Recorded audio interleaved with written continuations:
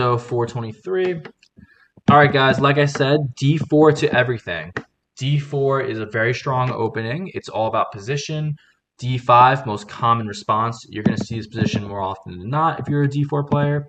And you can go ahead and play c4 here. And the pawn here on d5 isn't so quick to take back.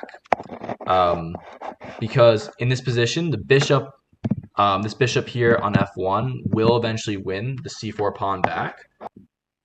So a common response is the Queens Gambit Declined, and it's kind of just it's fine. Like there's nothing really too spectacular about taking here, and we're not going to do it. We'll instead develop knight to c3. We'll play knight to f3 as well, and those will be basic development ideas. Just getting the knights out first, then the bishops. It's all very principled approach.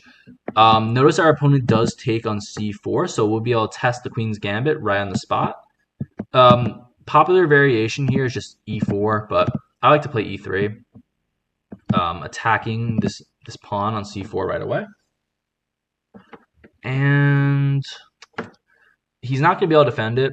There's basically no way to do it, especially in this position where the knights are already developed.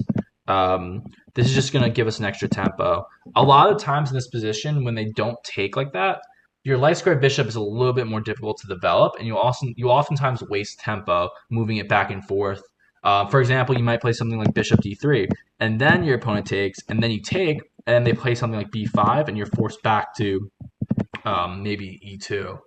So it's really dependent. It's really dependent. But in this situation, it's going to be very easy for us to play. So he's going to go ahead and push e5. That is fine with me. Taking here does give us, it gets us this pawn. We'll win the pawn on c4 as well, but the issue is we'll trade off queens. I actually do not love that idea. I do not want to trade off queens. I'll instead make a move that kind of does two things at once. We're going to attack the pawn, and we're going to develop our knight. So staying true to our plan, both knights, the c3 and f3 knights, they're both developed and ready to play. And next up, the bishops. Notice also that this dark square bishop is trapped, but not necessarily the end of the world because we'll be able to defend the pin. In this situation, we have to be a little careful. We don't necessarily want to give up this idea here where he's just going to push e4 and we end up losing this knight or lose the queen. Luckily, in this situation, it's a lot easier to deal with because our knight is already on c3.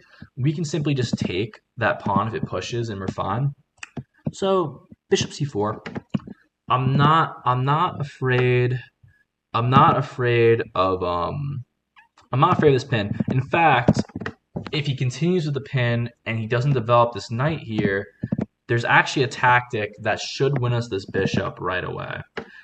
In fact, it'll win us the bishop whether or not the knight develops or not. So we have a tactic already.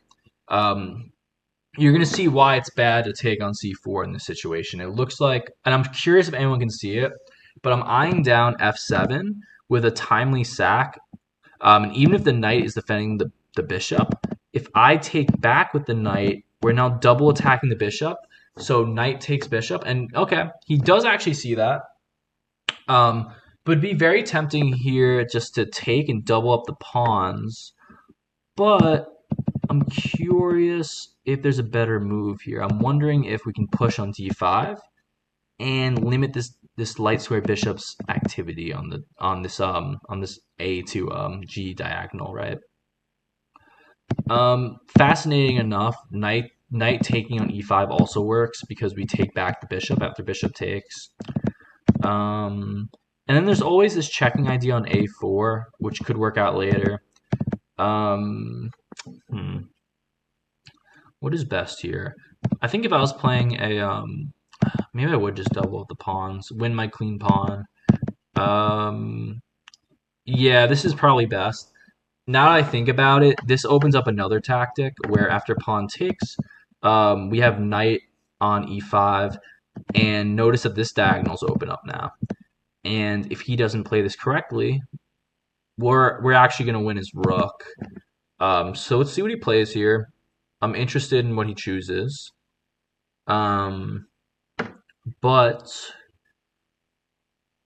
I think knight to f6 would probably get rid of this threat. Obviously, if he plays something like knight to c6, trying to say, okay, I don't like that knight, let's trade it off. Or play something like c5. This would normally be the Tarrasch if he played it in the right move order. Of course, he didn't, and we have queen to h5. So now we're attacking the king, and this tactic is quite brutal. If he goes ahead and plays the only other move other than g6, and he plays king to e7, let's say, queen comes in and checks him, and we'll probably be able to deliver a mate. I'm thinking probably in 4 moves. Instead, he plays g6, but knight takes on g6, knows there's a discovered attack on the king. We're also attacking his trapped rook with our knight, and when the pawn takes back, the queen's going to take the rook. And that's a very standard motif in this situation. You're going to see that way more often than you think in these lower level games. And there's a lot more to chew on in this particular game, so I'm excited for the analysis on this one as well. But as you can see, this is a devastating attack against black. Normally, you put your opponent in this situation and they're just going to resign. Especially when we're up a pawn. Obviously, we won that d pawn. And you don't want to ignore this threat either, because like I said, the knight can take the rook on h8. And we have this discovered attack on the king. Can I go into the Catlin? Yeah, sure. The Catlin is a reasonable option from d4 as well. My goal here, though, guys, is to give you an extremely easy to learn opening system. If I go e4, interesting.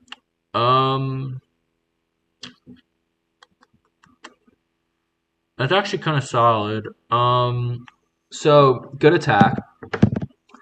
In this situation, if I take the rook here, this discovery is kind of a moot point.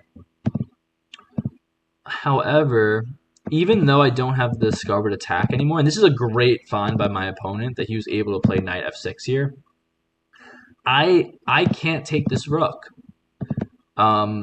So what I like is I have to continue with this pin, otherwise I just lose the knight for free. So I'm thinking the best option here is queen h3, and we're attacking a checking idea on, yeah, I think that works on e6. And you can't really easily block either. Of course, the pawn also still does not have the option to take, but we're not threatening this idea of knight takes check. Unfortunately, we're not in the kind of situation where we can check with a knight, a double check. But I don't see really any downsides to just backing the queen up, but keeping it on the h-file. Have I ever played General Zod? No, but I would love to. I've been playing with my girlfriend who is a 2200, and splitting games don't hurt me. We have been splitting games, much to her dismay. So it's pretty. Okay, guys, here's the situation here. So you can just win the rook, right? There's nothing stopping you from just winning the rook here. But I actually like the idea of checking first. Notice that the king can't go anywhere. He has to. No choice here. He has to put a piece in front to defend, right? So that piece in this situation will be the bishop. He will put the bishop in front. And that's going to open us up to a couple different tactics. Then we'll win the rook. And then we'll even have maybe a check on f7. And his position is just not looking very good. Appreciate you, BM107. We're going to do the speed run, and I'm going to get to 2000s. So far, we're 1-0, so I'll have to keep track of the record. But we're 1-0 right now. And we're gonna get to the 2000s. Not today, but probably in a couple of weeks. We'll get there, though. I'm pretty confident about that. But we're going to take our time. We're going to go over these games. I'm going to show you guys my opening system. I'm not going to play any crazy like England, e4 openings where you're playing the Sicilian and all this other crazy nonsense. We're gonna stay very based here, with d4, e5, d5, just the basic stuff. Um, hmm. So it's very clear our opponent wants to trade down here, or he's just afraid of this threat. This is tempting queen to c8. Of course, the queen and the bishop can just defend. Doesn't really work. I would argue that trading off queens might not be the best move because we actually do have a trap knight here. So maybe see, like my normal idea is to trade down here, but I think the most accurate move would be to avoid losing the knights, which really the only way to do that would probably be to chase the king away and then play a timely b5. I like this combo a lot. Kind of going against what I said last game, because last game I said trade down at all costs, but I want to lean more towards an accurate game here, and knight to b5 is very juicy. It's forking the queen, it's forking this deadly c7 square, and I mean, what are you going to do? The knight's also going to be defended here. My girlfriend says queen c8 would have won the rook, so did I miss something here? Oh, it would have won the rook. Well, technically no. I think the queen would have been able to play c6, but I could be mistaken there. Okay, almost giving us the queen, but let's go ahead and try to attack that queen. And I mean, notice that he's running out of good squares. He's running out of good squares. And I'm not necessarily opposed to pushing d5 if possible.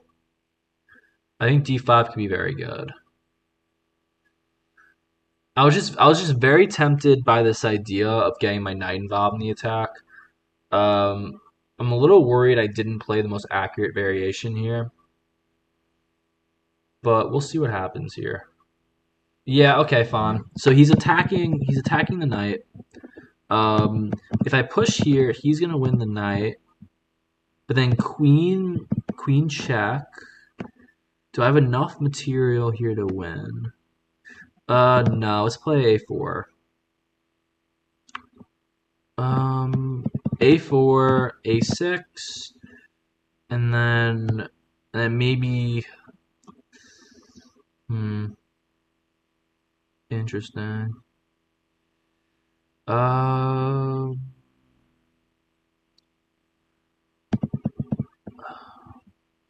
want to keep it accurate. Okay, fine. A4. Castling makes sense. Maybe I do want to get the queen out. Now I think about it, defend the knight with the queen, and then I have knight to f7. I can get my knight involved in the attack now. So we're up basically a queen's worth of material. We basically won a rook for free, and then we have 5 pawns to go along with it. So it's pretty dominant right now. Notice his only 3 pawns left in the game are an ISO A, an ISO C, and an ISO H. Okay. This position is a mistake. I'm going to say that's a mistake. So, can I win? Can I win? That's always the question, can I win? I mean, trying to figure this out because I think obviously check works here. And I think I'll be able to trade down and save this knight now. So that'll be good.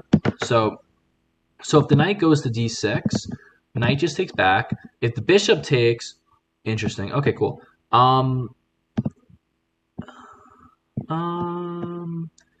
Win here, but then you're gonna lose. Okay, nah, I don't want to do that. Let's take the knight. And if he wants to trade back with the queen, I'm not going to cry over that. I think he's gonna have to take the knight because if he takes with the queen, it's just hanging more material basically for free. The problem is, if he takes back with the knight, I have two different tactics for winning that. So one would be simply just playing he takes c5, right? And pieces pinned. Okay, this is a little scary. See, I did put myself in a bad position here. Not that bad.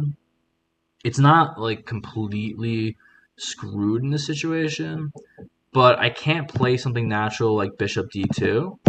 So I got a little aggressive. I'll be fine. I should have castled. Scooting over is completely fine, and I don't see how that's gonna hurt me.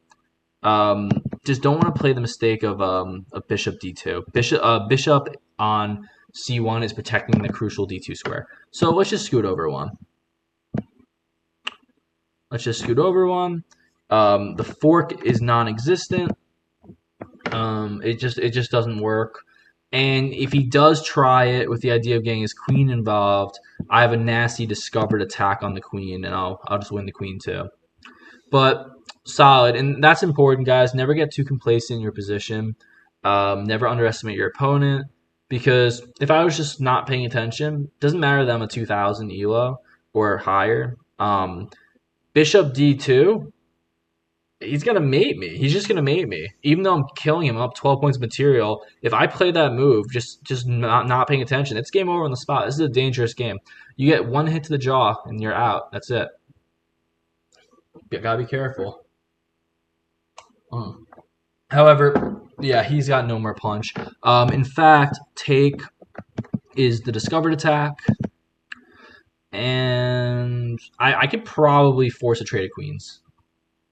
So notice that these squares are cut off. If he goes here, that's a trade of queens I'm looking for. If he goes here, I have check, and then he's running out of options. I can probably at some point play knight f7.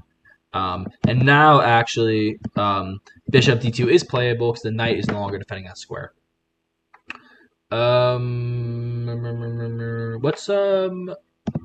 Let's get the bishop out. Now I am opening myself up to yet another check. I'm also hanging my knight, but we'll scoot over. It's no big deal.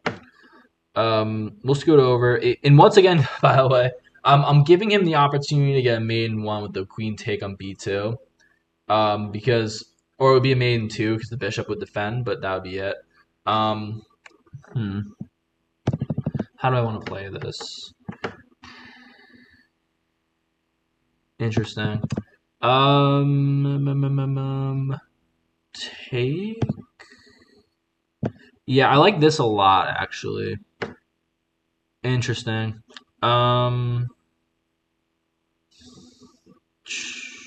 What is he doing? I mean, simply just queen takes queen. He's just out of time. That's all it was. All right, guys. That was a pretty dominant win there.